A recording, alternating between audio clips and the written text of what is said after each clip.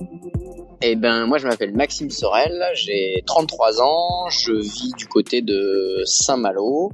Je suis à la base ingénieur en génie civil et aujourd'hui j'exerce un autre métier, celui de coureur au large. Oui, on se prépare chacun à sa manière à vivre des moments plus ou moins durs. Défie ceux qui nous écoutent de réaliser cette opération, c'est de se doucher avec une bouteille d'eau douce d'1,5 litre et essayer de se rincer avec ça. La classe IMOCA, alors les bateaux avec lesquels on fait le tour du monde, c'est des monocoques de 60 pieds. Ça fait 18,28 m en longueur. On peut parler de prix de bateau. Un bateau neuf, ça vaut aux alentours des 6 millions d'euros. C'est entre 2,5 millions par an. Salut les sportifs, c'est Hermano. Après avoir pas mal échangé sur l'apnée, j'ai décidé de reprendre la série sur la voile. Pour ouvrir ce 13e casier des vestiaires, je vous propose l'interview de Maxime Sorel, skipper, coureur au large de la team VNB Mayenne et qui soutient vaincre la mucoviscidose. Ingénieur civil de formation, il se prépare enfin pour son premier Vendée Globe Challenge qui partira en novembre 2020. Le son était un peu capricieux, enfin c'est pas qu'il était capricieux, c'est simplement que Maxime enregistrait depuis son bateau qui était à quai et j'avais à cœur de vous laisser ces petits bruits de fond où l'on entend le vent souffler dans le micro, où l'on entend les mouettes qui passent au-dessus de lui, ça vous donnera un petit peu l'ambiance de l'enregistrement. Comme toujours, vous le savez, vous êtes de plus en plus nombreux à écouter ce podcast. Je le vois notamment aux statistiques qui augmentent régulièrement et je vous en remercie énormément. Mais malheureusement, on ne touche pas assez de monde. Je planche sur plein de moyens pour pouvoir aider les sportifs en devenir et ceux en tout cas qui ont de plus en plus de mal à financer leur carrière. Et la seule solution pour pouvoir obtenir de l'aide et être visible, c'est d'enregistrer encore et toujours des records d'audience. Direction Apple Podcast, vous laissez une revue, une note, je l'espère, 5 étoiles. Vous me laissez un commentaire, ça me permettra aussi de m'améliorer ou de savoir les points que vous appréciez. Le podcast a aussi des comptes Instagram, Facebook, Twitter, LinkedIn, Pinterest. Partagez votre écoute, de me taguer et moi je me ferai un plaisir de vous répondre personnellement. Allez, assez parlé, je vous laisse avec Monsieur Maxime Sorel.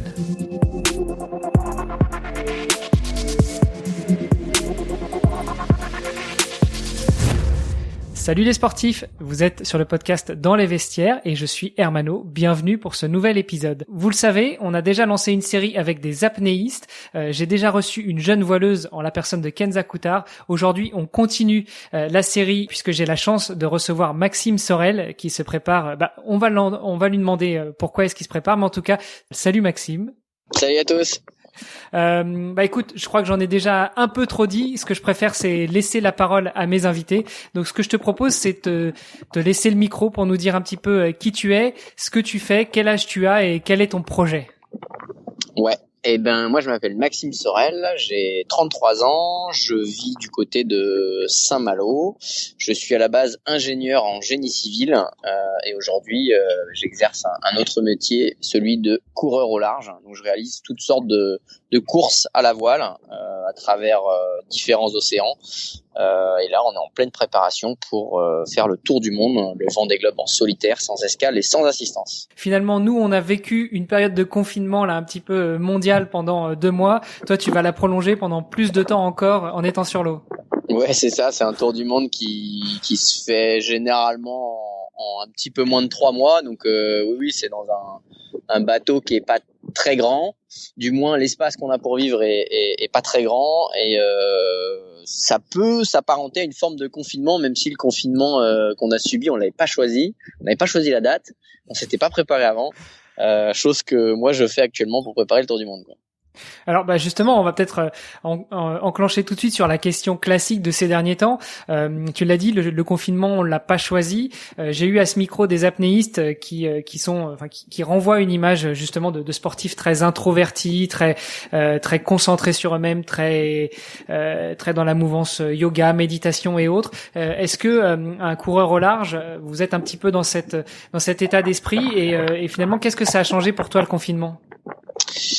Alors oui, forcément, c'est sûr que le fait d'avoir des courses qui durent un certain temps nous met dans une solitude. Alors qu'on soit en solo ou en double, c'est sûr que c'est pas la même, mais c'est quand même une forme de solitude où on est dans un endroit qui est pas très grand. On peut pas non plus se déplacer énormément dans cet endroit. On est tout le temps quasiment en train de faire la même chose. Donc oui, on se prépare chacun à sa manière à vivre des moments plus ou moins durs. Et pour ça, avec de la sophrologie, toutes sortes de préparations physiques, mais qui peuvent être de la préparation mentale aussi. Et c'est un peu à chacun de trouver son équilibre là-dedans. Le confinement, pour moi, en fait, il a en soi pas changé grand-chose à part m'apprendre à jardiner. Mais en fait, ça a confirmé surtout quelque chose que je savais plus ou moins sur moi-même. J'ai en fait une faculté qui est assez, on va dire, c'est un gros plus dans mon job aujourd'hui de coureur au large, c'est de pouvoir me mettre rapidement dans un mode où je me pose pas trop de questions, où je suis, on va dire, dans un mode qui me permet d'avancer et de pas subir le moment présent, quoi. Et encore dans le confinement, je m'en suis rendu compte même à terre où voilà, je me concentre sur ce que j'ai à faire sur l'instant présent et j'essaye pas d'imaginer ce qu'il va y avoir plus tard et ce que ça va engendrer, et je me mets vraiment dans quelque chose de très positif, et voilà, et de profiter de cet instant et de savoir comment je vais pouvoir vivre ces instants du mieux possible, quoi. Alors, finalement, c'est ce qu'on retrouve chez beaucoup de sportifs de haut niveau, cette résilience, cette faculté à se dire que finalement le meilleur reste à venir, et puis on va pas se focaliser sur les problèmes actuels, on va plutôt essayer de les résoudre, mais avec un état d'esprit plutôt positif. Ouais, c'est tout à fait ça. C'est vrai que dans notre métier de coureur au large, on est vraiment soumis à beaucoup de contraintes. C'est vrai qu'on s'amuse à dire que sur l'eau, c'est une journée, une emmerde.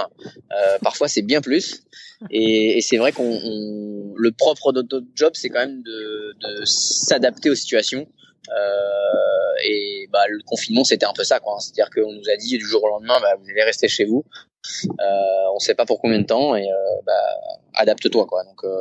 Donc ça m'a pas vraiment perturbé. J'imagine que clairement pour des gens ça devait être très dur, et j'ai vu des gens autour de moi, c'était très étonnant en fait, des gens qui sont à la retraite, qui ont pas forcément une vie très active, et qui bougent pas beaucoup de chez eux, et ces gens étaient perturbés par le fait de ne pas pouvoir sortir quand ils souhaitaient, alors que quand on leur donnait la liberté de le faire, ils le faisaient pas forcément. Mais juste le fait de savoir qu'ils ne pouvaient pas le faire, alors là, c'était une catastrophe. Et c'était intéressant de les entendre parler là-dessus, parce que ça permet d'échanger et de comprendre un peu comment chacun voit les choses. Pour finir un petit peu sur ce confinement, tu nous as dit que ça t'avait appris à jardiner, donc j'imagine que tu as choisi de te confiner à terre et pas dans ton bateau. Non, bien sûr. Alors c'est vrai que le bateau de course, c'est quand même très rudimentaire. Il y a pas grand-chose. C'est pas, il y a pas de cabine. Il y a pas de douche. Il y a pas de toilette à bord. Donc on préfère être à terre quand même pour passer des bons moments, plutôt que d'être enfermé dans la boîte dans laquelle je serai pendant 3 mois pendant le tour du monde. Donc oui, j'étais à terre du côté de Saint-Malo, et il y avait un jardin. Donc j'ai appris à jardiner, même si c'est pas ma grande passion. Quand tu dis il y a pas de toilette, il y a pas de douche, comment est-ce que tu fais d'un point de vue pratique quand tu es au large pendant si longtemps pour t'alimenter, pour faire tes besoins, et puis pour te divertir, parce que une journée ça fait 24 heures, donc j'imagine que faut toujours être alerte, toujours être sur le pont. Bien sûr, maintenant vous avez des alarmes et autres qui vous réveillent en cas de problème si jamais vous vous êtes endormi, mais finalement comment est-ce que tu vis seul dans une espèce de caisse à savon dans laquelle t'as pas grand-chose à faire? Ouais, alors ça s'apparente. Je pense que les gens qui font un peu l'armée, ou qui sont déjà partis en mission, pourraient comprendre ce qu'on vit. Ça dure quand même assez longtemps. On mange exclusivement de la nourriture lyophilisée ou du sous-vide, qu'on réchauffe. Soit on fait bouillir de l'eau et on réhydrate des aliments directement dans un sachet. Ça évite qu'on ait de la vaisselle à laver. Alors pas par fainéantise, mais surtout par raison de sécurité, parce que ça nécessite d'aller chercher de l'eau de l'autre côté des filières, par exemple. Donc c'est dangereux. Et puis surtout par souci de performance, en fait, on est plus performant à régler le bateau qu'à passer son temps à faire autre chose, notamment de la vaisselle. On emmène toutes sortes de nourriture séchée, comme de la viande séchée, des fruits à coque, des noix, enfin des choses comme ça qui permettent d'avoir de l'énergie assez facilement. Après, en ce qui concerne, on va dire les besoins, on a un seau, donc on fait tout dans un seau. Moi, j'utilise des sacs à base d'algues pour éviter de salir le seau et de devoir le nettoyer. Donc, on met comme un sac plastique sur le seau et celui-ci se désagrège au contact de l'eau. Donc, ça veut dire qu'on peut pas lire son journal tranquillement aux toilettes parce que sinon le sac se dissout très vite. Donc, il faut être assez rapide. Pour la douche, on se sert principalement de l'eau de mer et on se rince à l'eau douce. Alors je défie ceux qui nous écoutent de réaliser cette opération, c'est de se doucher avec une bouteille d'eau douce d'1,5 litre et essayer de se rincer avec ça. Je vous garantis que c'est pas simple. Et quand on y arrive, on se rend compte qu'en fait, on utilise quand même beaucoup trop d'eau quand on prend une douche à la maison. Et ça se fait très bien au final. On arrive facilement à se doucher avec peu de quantité d'eau et c'est vrai qu'on prend conscience de ça quand on est à bord. Ouais, c'est comme pendant cette période de confinement, on prend conscience de beaucoup de choses quand on est confronté à une situation inextricable et dont on n'a pas trop le choix. Ouais, c'est sûr que le confinement, je pense qu'il a servi à pas mal de gens aujourd'hui, en étant déconfinés, de se rendre compte le bonheur que c'est de rien que d'aller se promener dans un champ ou d'aller en bord de mer ou de faire des choses qui sont au final banales et aujourd'hui rien que ça c'est un plaisir de le faire quoi. Et pour revenir à la question que tu posais sur le fait de comment s'occuper pendant 24 heures, oui, alors c'est vraiment important ça de comprendre que quand on part, une journée ça dure vraiment 24 heures. Et cette journée on la rythme avec plusieurs choses, à la fois le sommeil, la nourriture, parce qu'on fait plusieurs micro-siestes dans ces journées et on adapte la nourriture en fonction de ces siestes. Et en fait, on est toujours actif, c'est-à-dire que plus on est présent sur le bateau à le régler et plus le bateau il va vite. Ce qui fait qu'on a quand même très peu de temps où on va dire on s'ennuie ou on va faire autre chose que faire avancer le bateau. Du coup, pendant cette période de confinement, toi, tu as choisi de le faire à terre. Est-ce que tu as pris un peu de retard sur ta préparation ou est-ce que finalement tu as trouvé d'autres moyens de continuer à te préparer d'un point de vue physique? On l'a vu, il y a beaucoup de sportifs de très haut niveau qui ont continué à s'entraîner un petit peu chez eux, même si on le sait, les Jeux Olympiques ont été décalés. On reviendra peut-être sur les prévisions pour le Vendée Globe si vous en avez déjà. Mais du coup, comment est-ce que toi tu as continué ta préparation pendant ce confinement sans être sur l'eau et sans être dans ton bateau? Alors, en termes de préparation physique, oui, moi j'ai un coach depuis 5 ans, donc on a réussi à faire du télétravail, on va appeler ça comme ça, où lui me faisait mes séances. En fait, je suis pas tout le temps, et lui il est à Saint-Malo, et moi je suis pas tout le temps à Saint-Malo. Donc Saint-Malo c'est en Bretagne Nord et mon bateau il est en Bretagne Sud. Du coup il me fait très souvent mes séances à distance, donc ça c'était pas trop un problème.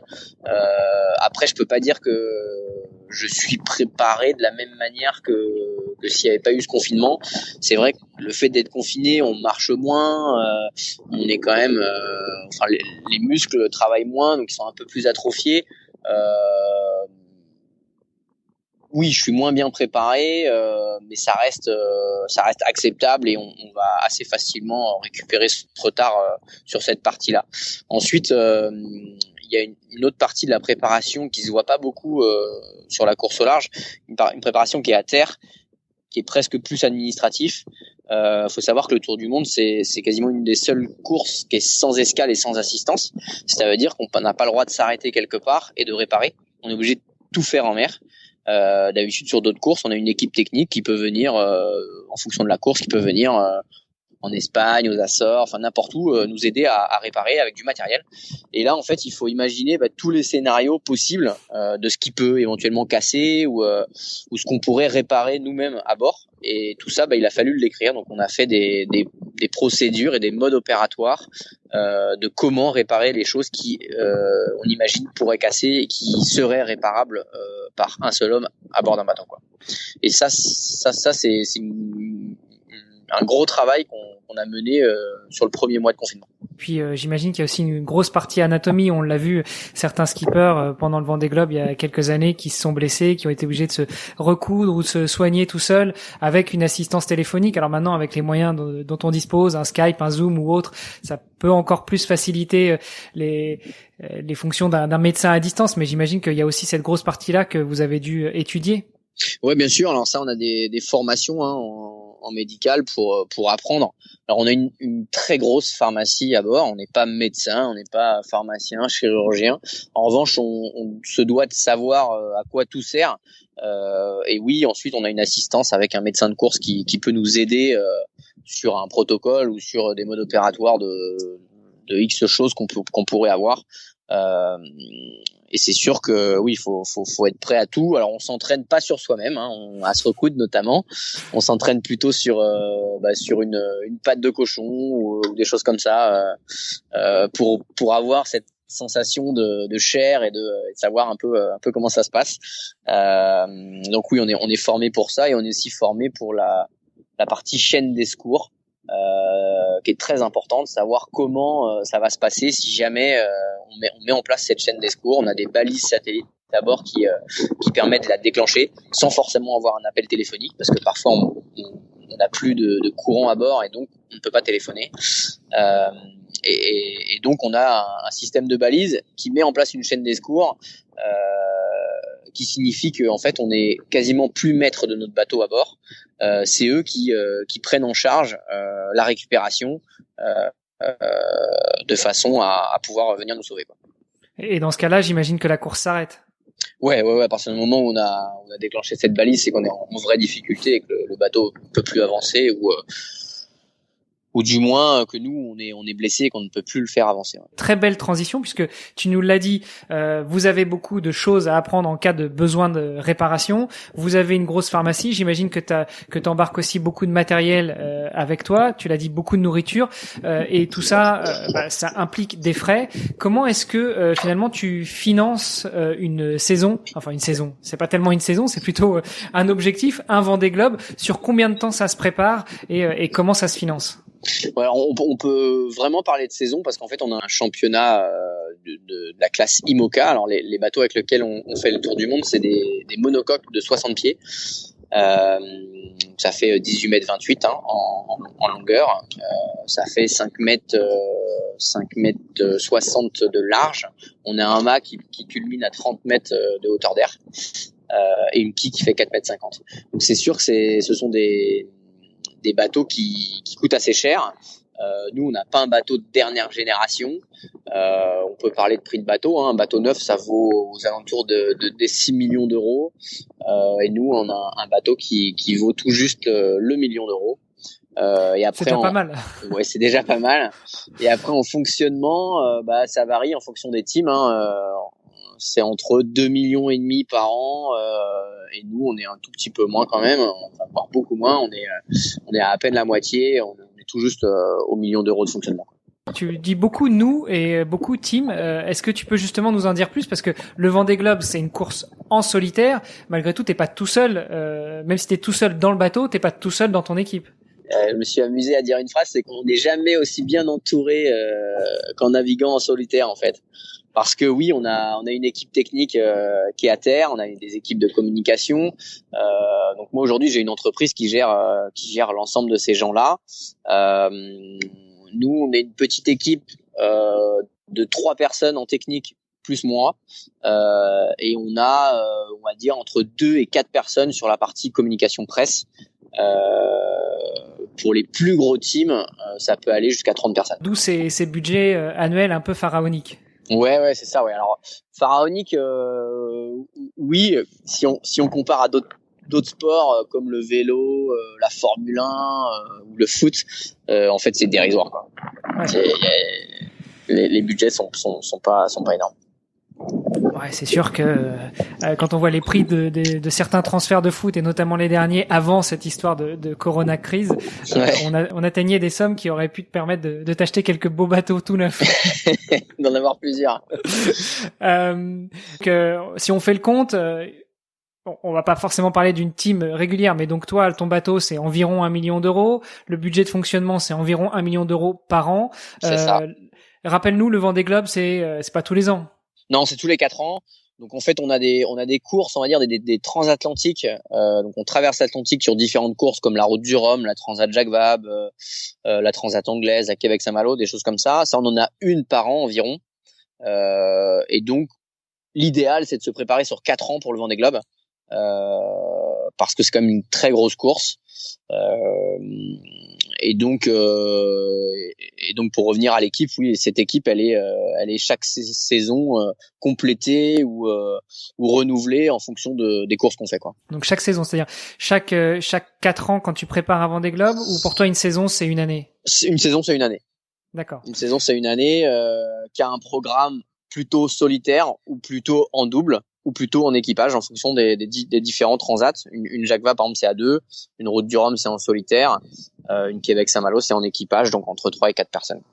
Et au final, c'est toi qui vas toujours rester le maître à bord de l'équipe. Il n'y a pas de choix qui va décider celui qui va prendre le départ du Vendée. De toute façon, c'est toi. Ouais, c'est ça. Ouais. Alors on peut avoir des skippers remplaçants. On va dire que celui qui est maître à bord et qui gère le bateau, c'est le skipper. Ensuite, il y a des co-skippers. Et on peut avoir des skippers de remplacement si toutefois le skipper se blesse ou a un problème et peut pas prendre la course. Ça, c'est souvent dans les gros teams. Nous, on n'en a pas. Bah, disons que tu es ton propre skipper remplaçant. Donc, si tu te blesses, tu te débrouilles. C'est ça. Les chiffres sont quand même assez impressionnants, évidemment pas par rapport à une équipe de vélo ou par rapport au foot ou d'autres sports beaucoup plus médiatiques encore. Du coup, on revient un petit peu sur ma question du début, c'est comment est-ce qu'on arrive à financer une saison et à l'extrême, comment est-ce qu'on arrive à financer un projet tel qu'un Vendée Globe? Tu l'as dit, ça se prépare plus ou moins sur 4 ans. Donc, à partir de la genèse du projet où tu te dis, tiens, j'irais bien faire un petit tour sur le Vendée Globe. Quel va être le cheminement pour financer tout ça? Moi, je suis coureur au large depuis, on va dire, 2013, et vraiment pro où je fais que ça seulement depuis 2017. C'est vrai que la course au large, c'est pas que aller naviguer. C'est avant tout trouver des fonds, trouver des banques qui nous suivent, trouver des assurances, et puis pour trouver l'argent qui nous permet de faire tout ça, il faut forcément aller trouver des partenaires ou des mécènes avec lesquels on a tout un programme de communication et on crée une vraie histoire, hein. C'est avant tout une histoire humaine ce qu'on crée, et c'est vrai que ça c'est le défi de tous les jours. C'est que pour pouvoir réaliser tous ces rêves là sur l'eau et faire rêver les gens, il faut trouver des fonds, et c'est pas une mince affaire, parce qu'en fait c'est aussi mon job. C'est vrai que sur les gros teams il y a cette partie là qui est un peu déléguée à des personnes qui ne font que ça.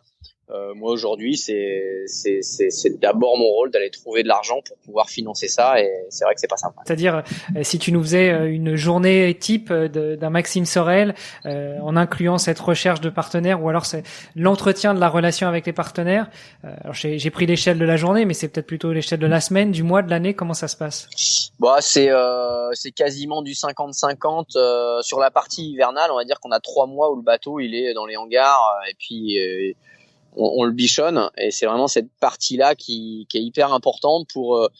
On revient généralement d'une course parce que les courses se déroulent plutôt en fin d'année. Donc on revient d'une course, on rend visite à nos partenaires, on leur donne du temps en relations publiques pour différentes raisons chez eux, pour des anniversaires, des événements, séminaires, des choses comme ça. Donc là, on passe énormément de temps sur la route au final, parce qu'on a des partenaires qui viennent d'un peu partout. Et ça prend quasiment 100% du temps. Donc c'est beaucoup de voitures, beaucoup de temps de présence chez eux. En fait, plus on fait parler du projet et plus ces partenaires s'y retrouvent, et plus nous ça nous fait connaître, et plus ça donne aussi envie à d'autres partenaires de rejoindre l'aventure. Aujourd'hui, on a 2 gros partenaires. On a VNB et le département de la Mayenne. Donc VNB, c'est un réseau de franchise de distribution de boissons, cave et bar. Ils ont un concept où il y a à la fois une cave et à la fois une partie bar qui permet de déguster les produits qui sont en vente dans les caves. Et puis le département de la Mayenne. La Mayenne, en fait, est un peu venue aussi grâce à VNB, parce que VNB, son siège est en Mayenne. Et donc, on a toute une communauté qui s'est créée un peu autour de ça. Et plus un club de partenaires qui me suit déjà depuis 2013. Avec plusieurs partenaires qui sont un peu tout azimut. Hein. On a des gens dans le bâtiment, des gens dans l'immobilier, on a des partenaires techniques aussi qui eux donnent du matériel. Et tout ça représente une vingtaine de partenaires aujourd'hui qui nous permettent de réaliser ce projet. Mais il nous manque encore du budget.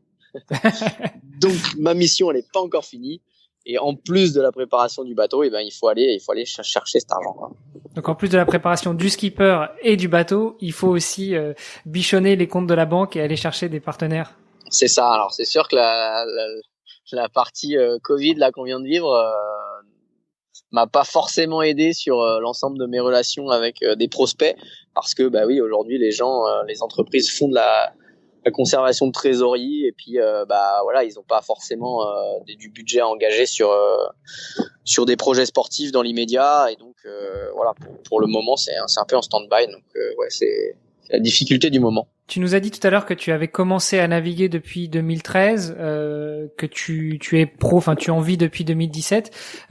Finalement, pour revenir un petit peu à la genèse de Maxime le skipper, quand est-ce que tu as découvert la voile et quand est-ce que tu t'es dit que ce serait vraiment ton sport? Alors j'ai découvert, moi j'ai fait mes classes du côté de Cancale. Donc, j'étais à l'école à Cancale, et quand on est au bord de la mer, en fait, on nous envoie faire 4 jours, on va dire, de découverte du milieu maritime et notamment du nautisme. Donc j'ai fait de l'optimiste, c'est vraiment le bateau de base, un tout petit dériveur, une petite coque de noix où on est 2 dedans avec une petite voile. Et j'ai tout de suite adhéré à ce truc-là, donc j'avais 8 ans. Et derrière, je me suis inscrit au club à Cancale, et à 9 ans, je faisais de la compétition. Donc j'ai toujours fait de la voile. J'ai un petit peu mis entre parenthèses la partie, on va dire, course, régate pure pendant mes études. Parce que voilà, j'aurais pu choisir plutôt la filière nautique et faire vraiment que ça, et j'ai préféré après mon lycée faire des études un peu longues et devenir ingénieur et avoir un travail avant de faire des plus grandes courses. J'avais pas forcément imaginé en faire ma vie, même si j'avais envie de faire des courses. Et ensuite en 2013, après avoir passé plusieurs classes, naviguer sur vraiment beaucoup de bateaux, commencer un peu la course au large avec un skipper qui était des Côtes d'Armor, qui m'a fait découvrir un peu le milieu. En 2013, je me suis décidé à faire la route du Rhum, qui est la traversée de l'Atlantique en solitaire entre Saint-Malo et Pointe-à-Pitre, qui était un beau projet, et puis on va dire qui était un projet qui me faisait rêver, parce que moi je suis de Saint-Malo, et que j'ai vu forcément étant gamin plein de coureurs au large partir de Saint-Malo et aller rejoindre les Antilles. Donc voilà, c'était plus un rêve que vraiment un souhait de vouloir avoir une transition entre mon job et le métier de coureur au large. Et de là, en fait, j'ai rencontré l'entreprise VNB, qui m'a accompagné sur cette première aventure Route du Rhum 2014. Et derrière, ils ont décidé un peu d'aller encore plus loin. Donc je leur avais proposé un projet forcément un peu plus grand.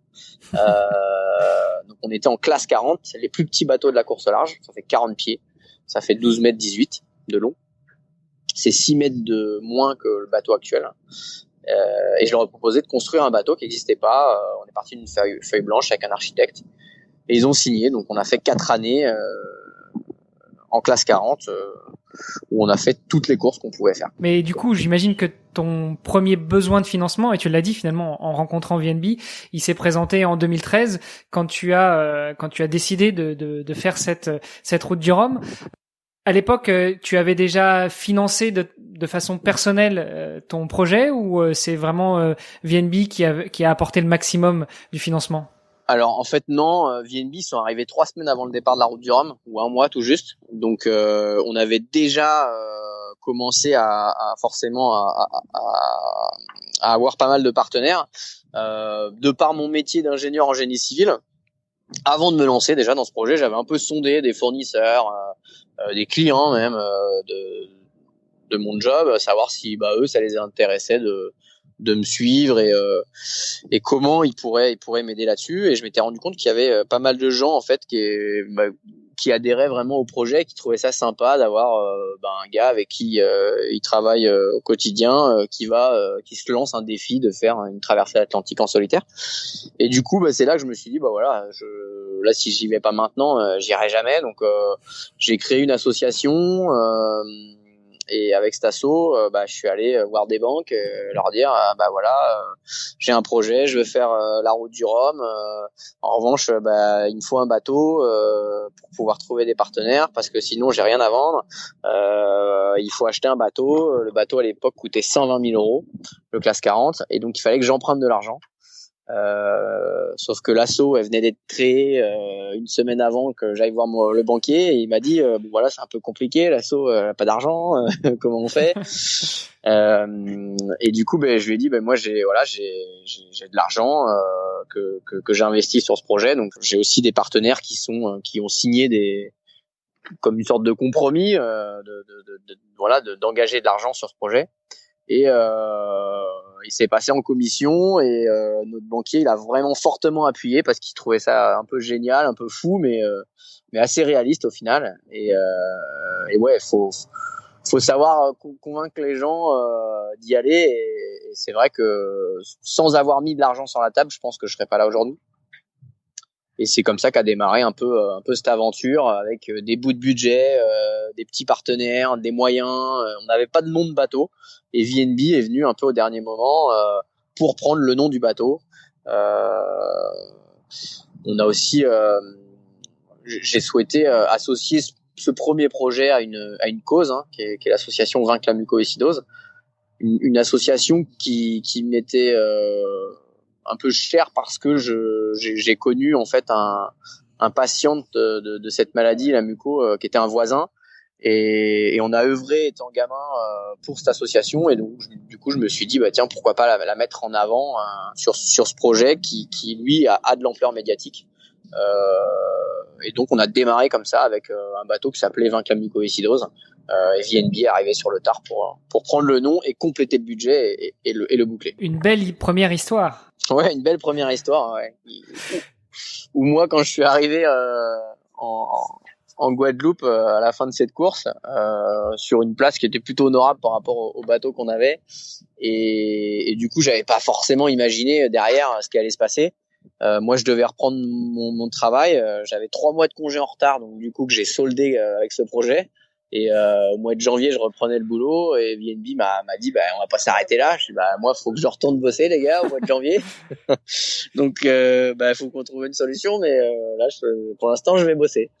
Et sur début 2015, le nouveau projet s'est construit comme ça, et on a lancé la construction d'un bateau, et on a embarqué tous les magasins VNB avec nous pour faire un plus gros projet, quoi. Mais du coup, les ravitaux, ça devait être sympa sur le bateau quand tu cherches un petit peu de quoi changer les idées. Il y a de quoi boire avec un partenaire comme ça. Ouais. Alors même si je suis pas leur meilleur client, on va dire, c'est vrai que pour la préparation sportive, c'est pas hyper conseillé, mais en tout cas, je peux vous garantir que à l'arrivée, on sait fêter ça. Tu l'as dit, t'as fait une place honorable pour cette première expérience. Qu'est-ce qu'un skipper a à offrir à ses partenaires en dehors de l'image que tu véhicules par le nom du bateau, quelques marques qui apparaissent sur les voiles, mais pour un plus petit partenaire, tu l'as dit, tes partenaires principaux là pour ce Vendée Globe, c'est VNB et c'est le département de la Mayenne, mais il y a tout un pool de partenaires, une vingtaine à peu près, qui participent au budget du bateau, enfin de l'équipe. Qu'est-ce que tu peux leur offrir en contrepartie, si ce n'est de s'engager dans un projet qui les fait vibrer? Déjà, ça c'est énorme. C'est vrai que sur la partie, on va dire, communication interne de ce que peut faire un partenaire avec ça, malgré tout, elle est assez importante parce que suivre un bateau sur une carto qui avance au quotidien et emmener tous ses salariés à suivre ce bateau, c'est quelque chose qui est assez magique. C'est vrai que les gens peuvent nous suivre en live sur une carte et tous les jours quand ils se lèvent le matin ils se disent putain mais le gars il est ça fait 10 jours qu'il y est, il est encore dessus, et qu'est-ce qui se passe, donc nous on envoie des news à tous nos partenaires qui sont un peu exclusifs, et c'est vrai que ça embarque énormément les gens d'une entreprise. Pour les embarquer encore plus, on leur propose de venir naviguer à bord, donc d'emmener des salariés. Alors soit ils font des challenges en interne chez eux avec les commerciaux ou autres, ou pour les plus petites boutiques, on peut embarquer carrément toute la société. Et quand les gens sont venus voir ce qui se passait à bord d'un bateau, juste une navigation de 2 heures proche des côtes, quand la mer est plate et qu'il y a un tout petit peu de vent, ils se rendent compte de ce que c'est d'aller plusieurs jours dans des mers formées, des choses qui n'imaginent pas forcément en voyant juste les images. Et je le disais tout à l'heure, c'est une vraie aventure humaine. C'est vrai que mais moi j'aime partager cette passion, j'aime les embarquer avec moi et je leur consacre beaucoup de temps, et ça c'est vrai que c'est un plus par rapport à d'autres sports où clairement dans le foot on n'a pas trop accès aux sportifs, on n'a pas trop accès à ce retour là. On voit rarement les footballeurs aller dans les entreprises qui les sponsorisent. Nous on a un rapport aux sponsors qui est un peu différent. Et ensuite on a toutes sortes de choses à proposer autour de ce bateau, au-delà du fait que oui c'est déjà un grand panneau publicitaire qu'on peut un peu déplacer partout sur les océans et sur les mers, et c'est vrai que l'aventure elle est dingue quand on s'inscrit sur une course, qu'on est au départ de la course, qu'on vit la course, pour un peu qu'on ait envie d'aller l'accueillir, le bateau à l'arrivée. C'est juste magique de voir le bateau apparaître comme ça proche des côtes, et ensuite avoir le retour de l'équipage ou du skipper qui est embarqué. C'est assez dingue. En tout cas, je conseille à plusieurs de venir voir ce qui s'y passe. Quelles sont les retombées pour toi, skipper, enfin pour l'équipe en général, sur une course comme le Vendée Globe? Est-ce que vous avez des primes de course suivant la place que vous réalisez, ou est-ce que c'est juste pour le plaisir que vous faites tout ça? Globalement, la course au large, c'est vraiment pour le plaisir. Je peux vous donner, j'ai gagné la Transat Jacques Vabre en 2017, donc qui est la traversée de l'Atlantique entre Le Havre et le Brésil. C'était à Salvador de Bahia. Donc ça, c'est une course qui est en double. Pour s'inscrire à cette course, il faut payer 10 000 euros. Donc généralement l'inscription elle est forcément couverte par le budget de fonctionnement, donc c'est les partenaires qui le payent, et la prime pour avoir gagné cette course, donc on est 2 à bord, c'est 8 000 euros, ce qui fait qu'on l'a divisé en 2, donc on a eu 4 000 euros. Par rapport au coût de préparation, par rapport au temps de préparation, par rapport à l'engagement qu'on y met, par rapport au risque, c'est que dalle quoi. C'est rien du tout, et c'est à peu près la prime qu'on retrouve sur l'ensemble des courses, que ce soit en solitaire ou en équipage. Le Vendée Globe en revanche lui est la course la plus primée de la course au large. De mémoire, le gagnant de cette course doit recevoir une prime aux alentours des 200 000 euros, qui est déjà une belle prime. Mais ça n'a rien à voir avec rien qu'un salaire de footballeur par exemple, ou d'une prime de Roland Garros ou dans le basket. Enfin bref, c'est ce qui rend la course au large très humain, très accessible. C'est que clairement on fait pas ça pour l'argent, et qu'on aime raconter cette passion parce que c'en est vraiment une quoi. Tu l'as dit, même si le Vendée Globe est une course qui prime le plus, 200 000 euros au regard de un bateau à 6 millions, une saison régulière à 2 millions par an et une préparation qui dure 4 ans, forcément, c'est vraiment anecdotique. Ouais, c'est sûr. Après, à titre perso, vu qu'on gagne pas beaucoup d'argent, si on reçoit un chèque de 200 000, on est très très content. Bon, j'imagine qu'après tu dois quand même le redispatcher au niveau de l'équipe, non? Ouais, si, forcément. C'est une victoire en solitaire, mais sur l'équipe on n'est rien, donc oui, bien sûr. Généralement, ce qui est fait, c'est que on divise, par exemple sur une course en double, et ben on fait 33% pour chaque équipier, et puis 33% qui est divisé par le nombre de préparateurs. Revenons sur le Vendée de cette année quand même, parce que c'est ce qui nous occupe actuellement. Est-ce que vous avez déjà une vue sur le maintien de la course ou sur un report de celle-ci en raison des conditions sanitaires actuelles? Mais là, on est un peu plus fixé avec ça. Aujourd'hui, l'organisateur du Vendée Globe nous a informé que dans tous les cas, il y aurait un départ le 8 novembre. Alors, sauf si il y a une grosse vague d'épidémie juste sur la période de départ du Vendée. Mais sinon, voilà, le départ sera bien le 8 novembre 2020. Pour se préparer au Vendée Globe, en théorie, sur cette saison 2020, on devait avoir 2 transatlantiques. Une première qui partait de Brest, qui allait à Charleston, et une autre qui partait de New York et qui allait au Sables-d'Olonne. Donc ces 2 transatlantiques forcément sont annulés puisque on ne peut pas aller aux États-Unis. Et pour pallier à cette annulation, on va réaliser une autre course au mois de juillet, départ des Sables-d'Olonne. On va aller virer un point en Islande qui est au niveau du cercle polaire arctique, et on va revenir en passant par le nord des Açores au Sables-d'Olonne. Donc ça, c'est une course en solitaire et qui va permettre de rentrer dans le cadre de la qualification pour le Vendée Globe pour ceux qui ne sont pas encore qualifiés. Nous, on l'est. Toi, c'est que du bonus, c'est pour te réhabituer à naviguer. C'est pour s'entraîner, pour valider des choses sur le bateau, ce qui est déjà très important, mais en termes de qualification, on n'a pas de stress là-dessus. Pour se qualifier, pour ceux qui ne le sont pas, comment ça se passe un petit peu la règle pour la qualification au Vendée Globe? Alors la règle de la qualification au Vendée Globe, c'est de finir une transat en course, de réaliser au moins 2000 milles en solitaire. Ça représente un peu moins de 4000 km. Vu que tu as 4 ans pour le préparer, c'est relativement faisable. Ouais, alors nous on n'a pas eu 4 ans, le projet a démarré en janvier 2019, donc on n'a pas eu 4 ans, c'est 27 mois de projet jusqu'à mars 2021. Mars 2021 avec un départ en novembre, donc que vous prévoyez un peu plus que 3 mois de transat et puis après un mois pour faire la fête? Non, ouais, c'est ça. Non, alors le projet il s'arrête pas juste quand on a fini le Vendée Globe.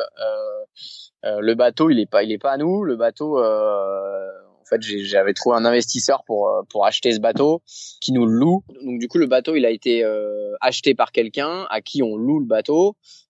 Et donc, comme un appartement, il y a un état des lieux et on doit rendre le bateau dans le même état qu'on l'a eu en début de location.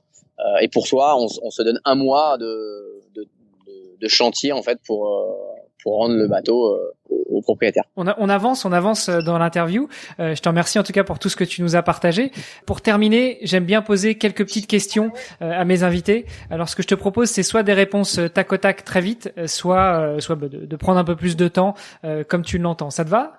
Ouais, parfait. Déjà, si tu devais donner un conseil à quelqu'un qui était très intéressé, très passionné par la voile et que il avait en ligne de mire effectivement ce graal de la navigation qu'est le Vendée Globe, qu'est-ce que tu pourrais lui donner comme conseil? Ouais, il faut vivre ses rêves, donc forcément d'y aller.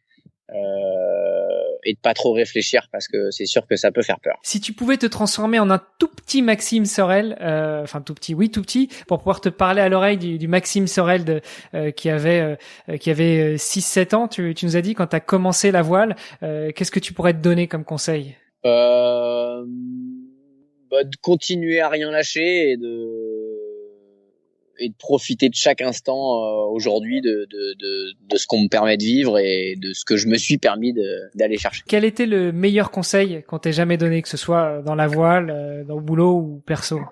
C'est plutôt boulot, je pense que rien n'est jamais acquis et que on obtient rien sans travailler. Donc voilà, c'est la vie, c'est comme ça. Il faut rien lâcher et il faut tout donner, quoi. Ouais, génial.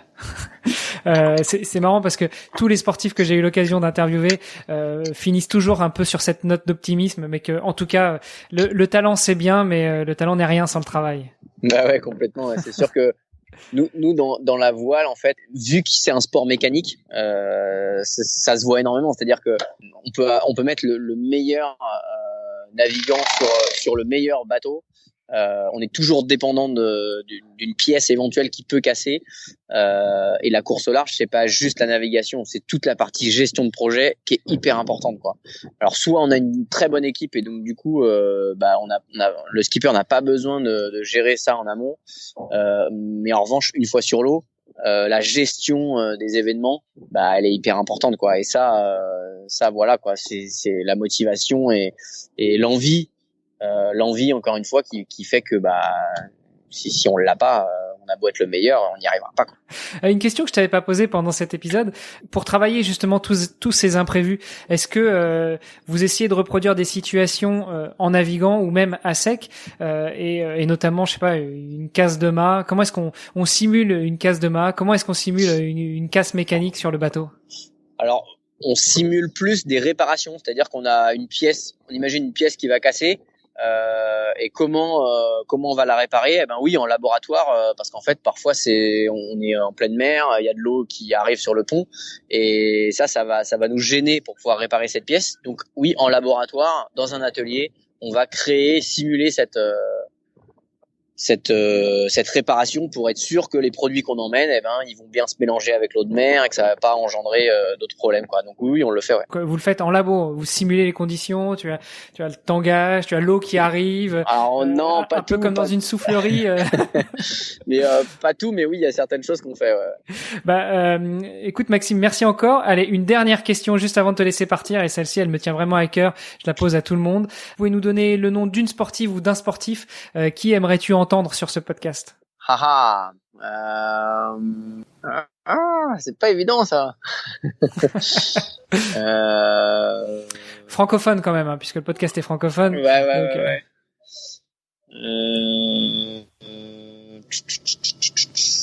Un surfeur français, on va dire. J'aime bien le surf. Jérémy Flores, tiens. Ok, écoute, je relève le défi. J'essaierai de le contacter et puis si j'y arrive, je te ferai passer son épisode. Comme ça, au moins quelques épisodes de podcast, ça te permettra aussi d'occuper tes journées pendant la course. Je compte bien en embarquer d'ailleurs. Faudrait que tu me les fournisses. Écoute, je t'enverrai quelques recommandations. Super. Merci beaucoup. Pour terminer, si jamais on veut suivre ton exploit, si on veut te suivre toi personnellement, si on veut continuer la discussion et te poser quelques questions, quel est le meilleur moyen? Alors, il y a un site internet qui s'appelle teamvnbmayenne.com. Sinon, sur les réseaux sociaux, Maxime Sorel, ou les réseaux sociaux Team VNB Mayenne, Instagram, Facebook, Twitter. Voilà, vous avez toutes les infos. Pendant le Vendée Globe, il y aura une carto à dispo et vous pourrez suivre l'évolution du bateau et lire toutes les newsletters. Ok, de toute façon, je mettrai toutes les informations dans les notes de l'émission. Merci beaucoup Maxime pour le temps que tu nous as consacré. Je te souhaite bon courage pour la fin de la préparation et puis pour la course. Et de toute façon, on suivra tout ça avec attention. Merci, à très bientôt. Merci, ciao. Vous êtes encore là? Génial, c'est que vous avez apprécié cet épisode. Je ne saurais vous remercier autrement que si vous mettez un petit message sur les réseaux sociaux ou sur Apple Podcast. Je me ferai un plaisir de vous y répondre personnellement et d'engager la conversation avec vous. Allez, sur ce, je vous laisse et je vous dis à la semaine prochaine pour un nouvel épisode. Salut les sportifs!